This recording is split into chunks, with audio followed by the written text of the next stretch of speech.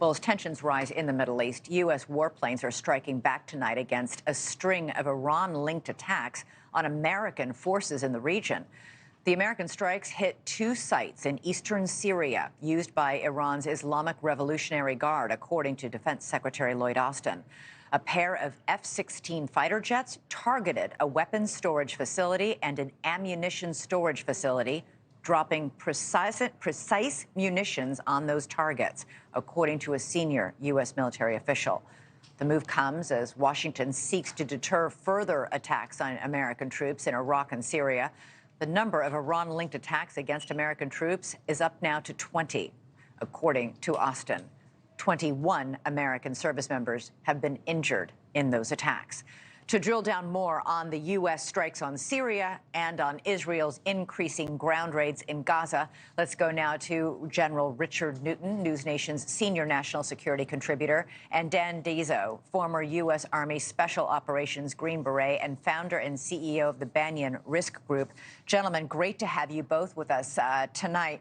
General, I'd like to start with you. The bombing campaign is from both the air and the ground, and the IDF says it's targeting that 300-mile-long tunnel system.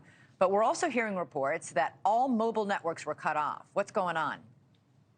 Well, obviously, and good evening, Elizabeth. Always good to be with you. They're obviously in a phase where they're preparing the battlefield for supposedly, more not incursions, but perhaps an invasion, if you will. But let's back up just a bit here. I don't anticipate this to be much of a, like a shock and awe type of attack over the next several days. This is going to be a long, prolonged campaign, and you're going to see more of this. It's obviously more intense, as Robert Sherman very effectively reported, not only from the air, but from the ground. And so you're seeing the Israeli Defense Forces preparing the battlefield for perhaps, more invasions, larger scope of invasions and so forth. But certainly the Israeli Defense Forces are ready. They've been using artillery. They've got tanks. Air power has been significant. You're going to see more of this in the coming days.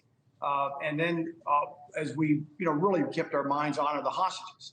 And the hostages situation is going to be based on what type of intelligence that is fresh that we can go, Israeli forces can go and try to mount a rescue operation. So much more of this to follow is my point. David, the IDF, I was really fascinated by this. The IDF called a news conference today to announce that Hamas's headquarters is now underneath the Al-Shifa hospital in Gaza, and that it's directing terrorist operations from the basement of that hospital. We can't independently confirm this, but it is straight out of Hamas's playbook. What can or should the IDF do about it?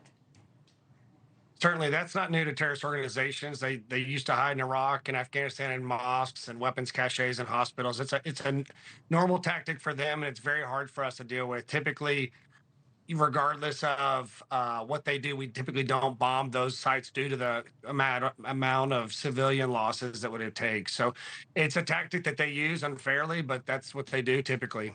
Yeah. All right, General, this raid that's happening tonight is taking place in total darkness. Does this give the Israeli strategic advantage, given, the IDF will have night vision goggles, all sorts of equipment to help them? In other words, would the ground invasion actually begin at night? I would anticipate it to begin at night. Night will be friendly, obviously, to the Israeli forces going on the attack. But really, the preparing the battlefield and the intense air power attacks have really been occurring 24/7. But I would anticipate if and when the ground invasion kicks off, it'll be at night. But it won't necessarily just stop in the daytime. I think you'll see relentless attacks and maneuvers on the ground, especially with mobile capabilities such as tanks and so forth, will continue through the day. But they'll kick this thing off, I would anticipate, during the darkness. We're looking right now at a live shot of the Gaza border right now, where it appears to be, at least at this nanosecond, in this shot, we're not seeing too much going on in the way of airstrikes, but they have been coming fast and furious all evening. David, I just want to, given your experience, the IDF really has a challenge ahead of them, even with all the tanks and even with all the night vision goggles and even with the advantage at darkness. They're up against an enemy that has had years to prepare and dig these tunnels, hundreds of miles of them, to mine them, to booby trap them, to plant IEDs. They know this territory like the backs of their hands. This is really going to be tough stuff. Right. Right. And this is definitely where speed and surprise are going to be the main elements. We typically do own the night. When you're looking at a more sophisticated force, they will go in at night.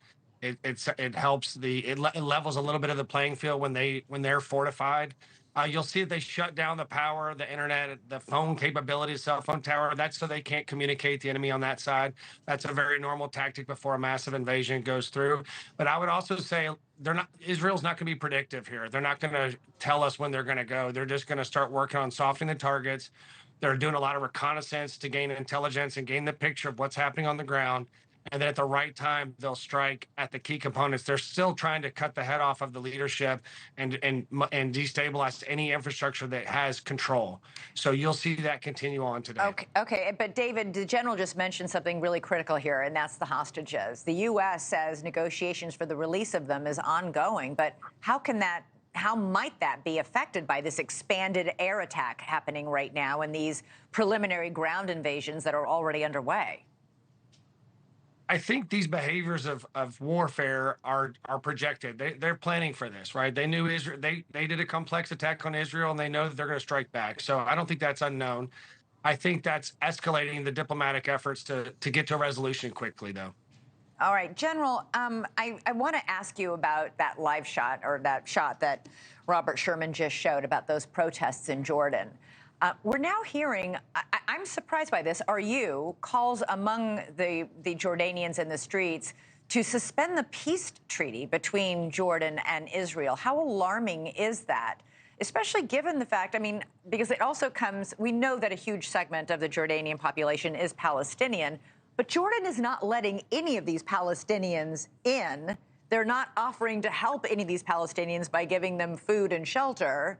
Their gates are closed. Their border is closed to the Palestinians in Gaza. They are, and their gates are closed not only in Jordan, but in places like Egypt as well. Jordan is a very strong ally of the United States and very friendly to the United States, and we've equipped them with lots of capabilities. I was just there, a while ago, but nonetheless, very friendly, certainly to U.S. policy and U.S. capabilities and trying to create a strategic relationship even with Israel.